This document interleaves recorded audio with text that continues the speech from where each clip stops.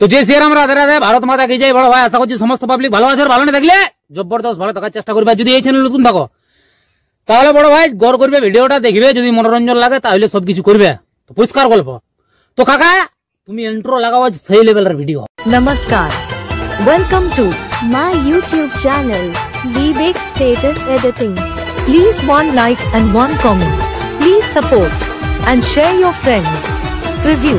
আমার যেটা হবার হচ্ছে তাতে তোমার দেখার নাই।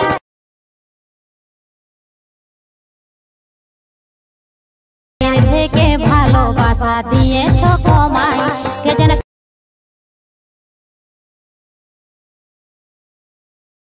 ভালোবাসা দিয়েছো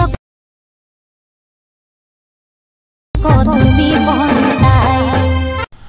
হ্যালো গাইস, আজকে যে প্রিভিউ স্ট্যাটাস ভিডিওটা দেখলেন, এরকম নিজের ফটো দিয়ে কিভাবে স্ট্যাটাস ভিডিও এডিটিং করবেন সেটা শেখার জন্য ভিডিওটা পুরো শেষ পর্যন্ত দেখবেন, না স্কিপ করে। এরপর অ্যালার্ট মিশনটা ওপেন করে নেবেন।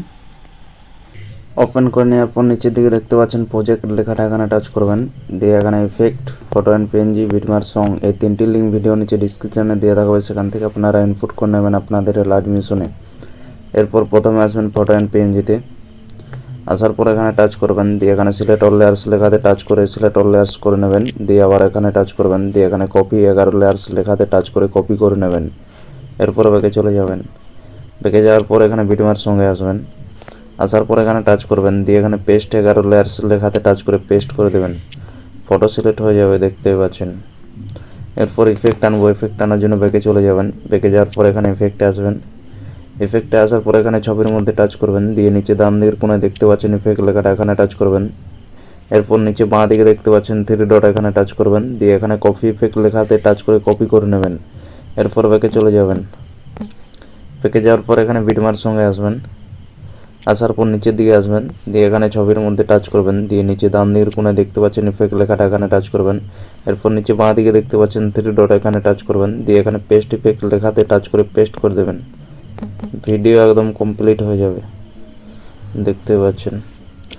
এরপর ভিডিও কমপ্লিট হয়ে গেলে ভিডিওটা সেভ করে নেবেন। সেভ করার জন্য উপরে দেখতে পাচ্ছেন ডান দিকের কোণায় তীর চিহ্নটা, এখানে টাচ করবেন। দিয়ে এখানে নিচে এক্সপোর্ট লেখাতে টাচ করে ভিডিওটা সেভ করে নেবেন।